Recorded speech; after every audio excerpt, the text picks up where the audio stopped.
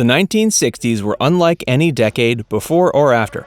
They presented a rich, vibrant, and burgeoning counterculture that pushed the established norms into a new direction that was unafraid to experiment with taboo-breaking themes like sex, violence, and other cultural norms that the film industry had shied away from dabbling in years prior. The entertainment industry became increasingly comfortable with embracing dramatic and provocative themes as the cultural movements of the day pushed on. It was a time of cultural revolution and immense societal change. No stone would be left unturned. There was a rich new era of Hollywood that was blossoming out of the cultural revolution that was taking the world by storm. New and once heavily frowned upon subject material was being explored by cinema for the first time. This is readily apparent by taking a look at films like 1969's Easy Rider, which dealt with drug use in a way that audiences had never seen before, and Barbarella in 1968, which by all accounts embraced its sexually explicit nature in a way no one had expected, but many couldn't resist but be hypnotized by. Actresses such as Jane Fonda would become more than just sex symbols, but would transcend the screen and represent much larger societal changes that were at play. The world was in a state of flux, and audiences everywhere finally had something to celebrate. Not only was this a period that produced award-winning actresses that were receiving all the accolades they deserved from their respective works on TV and in film, but teenagers were also the recipients of something pretty eye-opening. This was the birth of a brave new era of sexually open, intellectually stimulating, and wildly talented heartthrobs. Let's take a look at some of the hottest and most esteemed actresses of this era and how they helped change the world of show business forever. Stick around for the whole video to see who we think was the hottest heartthrob of all time. You're not going to want to miss who we think takes the cake in the bombshell department and deserves all that praise. Factsverse presents Top 10 Hottest Heartthrobs from Your Teen Years. But first, before we take the plunge into these steamy hot waters, and we know you're as eager as we are to reminisce about these beautiful ladies, take a second to hit the like button and subscribe to our channel. Tap the bell icon to turn on notifications so you never have to miss another one of our provocative videos. If you like this video, this is only the tip of the iceberg of what we have to offer. Tina Louise. This Stepford Wives star got her start in the 50s with her breakthrough role in God's Little Acre in 1958, which landed her with a Golden Globe for New Star of the Year. She went on to have a prolific career in TV shows and Hollywood movies. You might remember her in films like The Trap and The Hangman. Or maybe, for those who think young, and Day of the Outlaw might jog your memory banks. Oh yeah, how could we forget what she was up to from 1964 to 67 when she played the bombshell Ginger Grant in CBS's Gilligan's Island. She definitely gave Mary Ann a run for her money, or maybe it was the other way around, but either way, she definitely captivated many teenage boys' daydreams in those years. Later on, she would appear in films like The Wrecking Crew and The Happy Ending, but we all know that she'll always be Ginger. How could our list get off to a better start than talking about Tina Louise? Well, we could always talk about a certain witchy housewife we all know and love. And before we move on, did you ever get around to hitting the like button and subscribing to our channel? Elizabeth Montgomery. Oh yeah, you all know her as Samantha Stevens on ABC's Bewitched, but she was so much more than just the spooky domestic lead on a sitcom. First of all, she was the daughter of famed Robert Montgomery and got her career off to a good start in the 50s on her father's show Robert Montgomery Presents. She then went on to do Broadway, even receiving a Theatre World Award in '56 for her work on the production Late Love. It was then she landed her iconic role on Bewitched, for which she was awarded 5 Primetime Emmy Award nominations and 4 Golden Globe nominations. Even after Bewitched, she went on to work on many TV and film roles, such as A Case of Rape in 1974 and The Legend of Lizzie Borden in '75. Both of these parts earned her 2 extra Emmy Award nominations, thus serving as a testament of her versatility as an actress. Jane Fonda. You might remember that Henry Fonda was her father. Her career really took off in 1960 when she made her film debut in Tall Story alongside Anthony Perkins. She would also dabble in Broadway, even earning herself a Tony Award nomination for There Was a Little Girl. She would go on to attempt to balance theater and film, but it seemed she was always destined for the silver screen. In 1962, she would star in The Chapman Report, but it was 1968's Barbarella that would solidify her status as a sex symbol. Meow. She sure looked great in that film despite the kitschy, campy tone of it.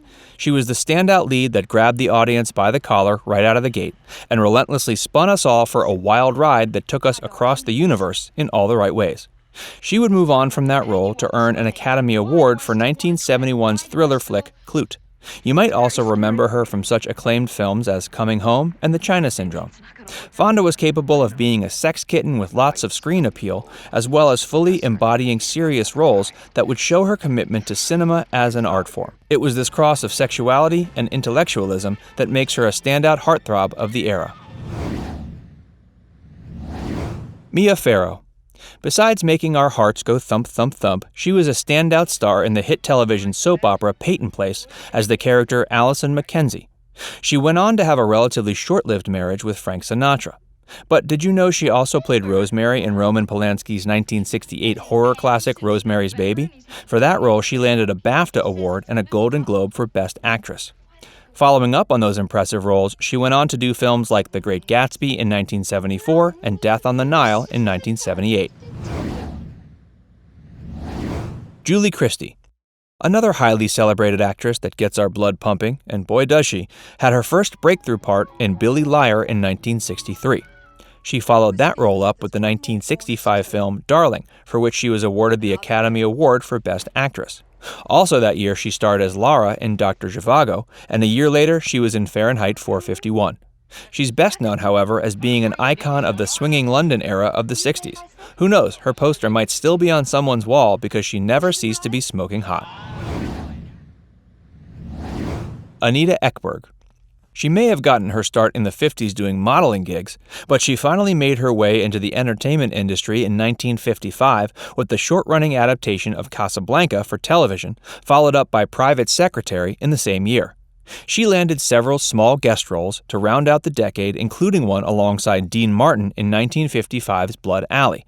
But it was her work in the 1960s La Dolce Vita that made her a superstar. She played the part of Sylvia Rank.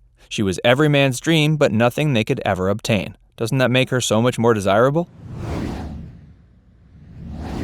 Ursula Andress. Remember the object of James Bond's desire in Dr. No? You know, Honey Rider, the shell diver that looked so flippin' amazing in that little two-piece? She came glistening out of the water in the Caribbean Sea wearing that super sexy white bikini with that knife hanging off her hip, and the rest was history. We were hooked.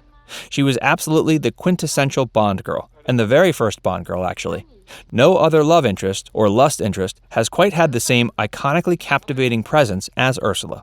In fact, her bikini sold in 2001 for nearly $60,000 at auction. That's one heck of a bikini, if you ask us. CLAUDIA CARDINALE. Not only was she the busty, voluptuous female star of the European film scene in the 60s, but she was also the recipient of the title The Most Beautiful Italian Girl in Tunisia in 1957.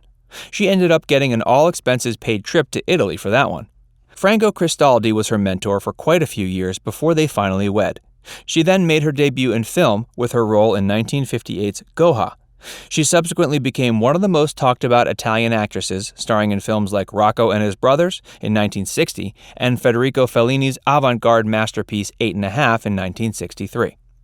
Oh yeah, she then starred in what was probably her biggest international success in The Pink Panther alongside David Niven. We can't forget that one. Who could ever forget Claudia? She rounded out the decade with several major credits in films like The Professionals in 1966 and Once Upon a Time in the West in 1968. Our pick of the hottest heartthrob of our teenage years. Okay, we can't help ourselves. Maybe it was the Orgasmatron machine in Barbarella or something, but we can't help but fall head over heels for Jane Fonda. Maybe it's her quick wit or the fact she's been an activist for decades, standing up for what she believes in, but Jane Fonda takes the title for Facts vs. Hottest Heartthrob. We could go on and on mentioning bombshells like Raquel Welch and Catherine Deneuve, but now it's time to hear from you. Who was your favorite teenage heartthrob? Was it a poster of Jane Fonda hanging up on your wall in your younger years? Or were you more of an Ursula Andress fan? Let us know in the comments section who your favorite teenage heartthrob was. Maybe there was someone we missed. Feel free to let us know who your favorite lady of the screen was. And before you move on to another video, do us a quick favor if you haven't already by hitting the like button and subscribing to our channel.